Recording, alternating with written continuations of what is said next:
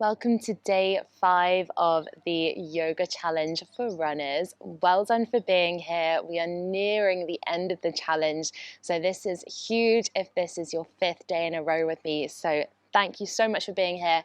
Thank you for committing to your well-being. Today we're focusing on releasing and stretching our hip flexors and our quads. So runners classically have really tight quad muscles, and hopefully today we're going to get a nice sense of relief and release in those muscles. Make your way around to child's pose. Take the knees out, big toes together. Sit your bum back onto your heels and release your forehead into the mat. I'm going to hold and breathe here for some time just to let your pelvis get nice and heavy, create a bit of space in the sides of the ribs. And just holding your hips in a nice deep flexion here, trying to relax the front of the hips. So as you inhale, try to breathe into the front of the hip creases. Exhale, relaxing the tension, letting your hips get even heavier onto the heels. Inhale, the belly expands into the hip creases. Exhale, the hips get nice and heavy. One more.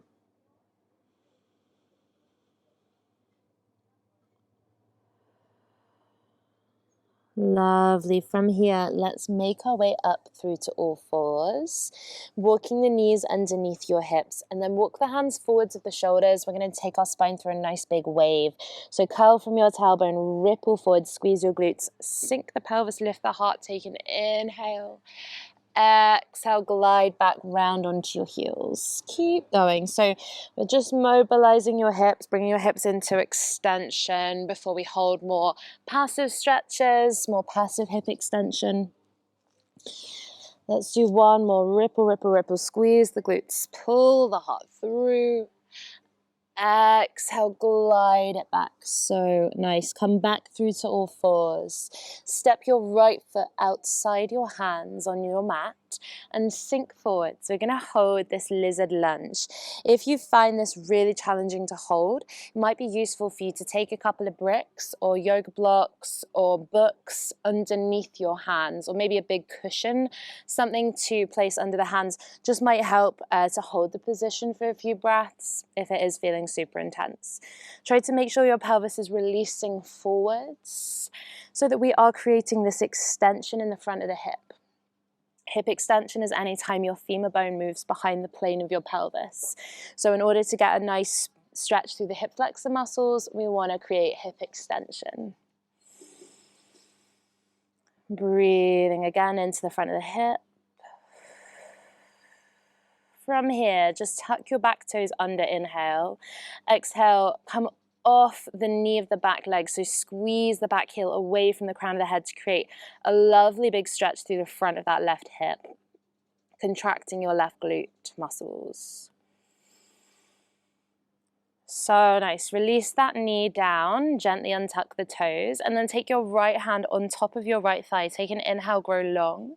As you exhale, spiral over the right thigh. This might be more than enough today. So if you're feeling this quite a lot, stay exactly where you are. If it's accessible to you and you want to add this on, you can play with bending the back knee and catching for your foot. If you're doing that, try to gently squeeze the heel towards the bum, and you're going to start to get a really lovely deep stretch into your quad muscles. Try to breathe, especially if it does feel pretty intense. Try to keep your nervous system relaxed so that we're sending a signal to our body that it's safe to let go, safe for the muscles to soften. Well done. If you have your foot, just gently release it back. We're going to return back through into the lizard lunge. We're going to hold just a couple more breaths. If it's available to you today, you may want to play with dropping onto your forearms. Totally optional though. And you may also get a bit of a hamstring stretch, inner thigh stretch of the right leg. One more breath. So nice. If you're on forearms, just gently prop yourself back up to the hands. Make your way gradually back, and we'll take a little child's pose just to break this up. So sit the bum back to the heels, stretch it back, and then let's roll forwards second side. So left foot comes to the left edge of the mat, hands inside your foot, sink your pelvis forwards, and let's get this big hip flexor opening in the front of the right hip. Try to avoid sinking your hip out to the side like this, because we're not actually going to be finding pure hip extension if we do that. We're kind of avoiding the stretch. It should feel slightly intense. So try to breathe into that sensation of intensity. Remember, you can always back off a touch if you need to, so you can always bring the pelvis back a bit, and you can always have your hands on top of something just to make that range a little bit less intense and give yourself more support. Lovely. Tucking your back toes under. Let's press the back heel away from us. Squeeze that right glute. So you're really opening the front of your right hip. Just notice if this side feels quite different to the first. If you're right side dominant, maybe this is a little more intense or a little bit harder to stretch. Well done. Gently release the knee, then untuck the toes. Left hand will place on top of the left thigh. Take an inhale, grow tall. Exhale as you spiral from the middle portion of your spine. You can stay right here. If it feels safe and accessible today, you can bend the back knee and maybe catch for your foot. And hold and breathe. Remember that the body is not symmetrical, so this side might feel a lot more challenging than the first. Try to work with your body, so if it's feeling like way too much, just hold the twist instead. If it's feeling good, play with gently pulling that heel towards the bum, and you're going to get more of a quad stretch with that knee flexion. So nice. Gently release your foot. Return your hands back to the mat. We'll hold a couple more breaths in this big opening. You can stay here. If it feels available to you, drop onto the forearms. And try to continue to relax the front of your right hip.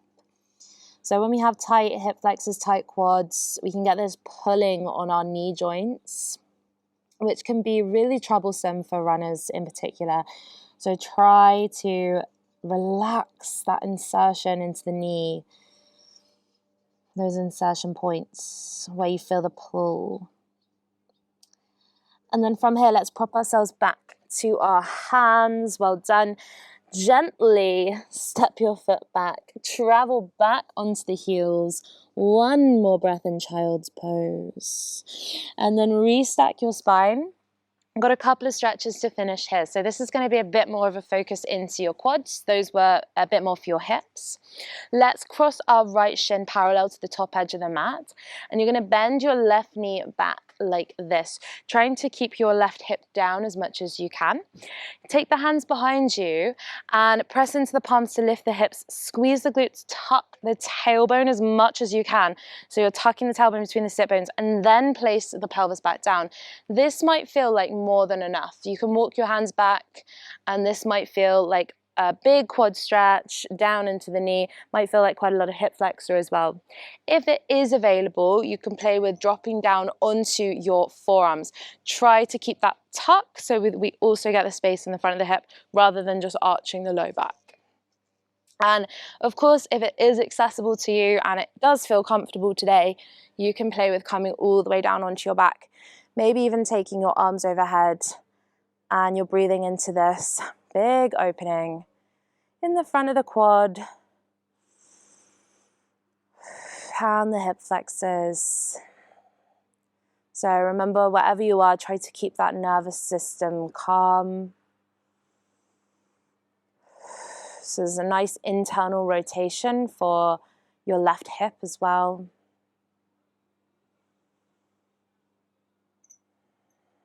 And take one more breath.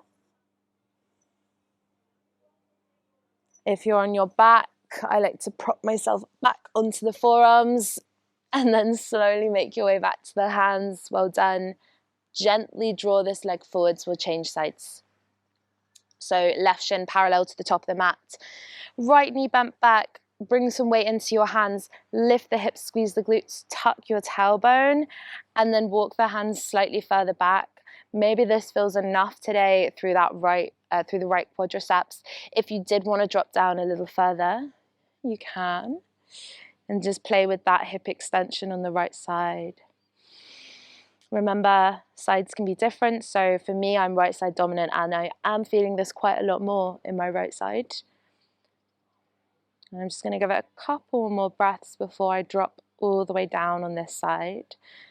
So if it is accessible to you, join me down here.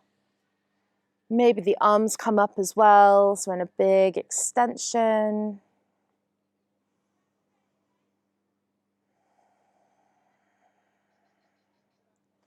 And just noticing all those little moments of release as you hold these stretches. Remember, if you feel challenged by the stretches, this is really normal reaction to have. If you're not used to having a stretch routine, it can feel very confronting to have a lack of distraction. But I promise you, it is brilliant for your mind and your body, and you'll really notice the effects afterwards. Okay, one more breath wherever you are. If you're all the way down on your back like me, then very elegantly bring yourself back onto your forearms, back onto the hands, and sweep the back leg around. Nice. We'll just take a little release for the hips there. So take the feet mat width distance and just drop them from side to side a couple of times.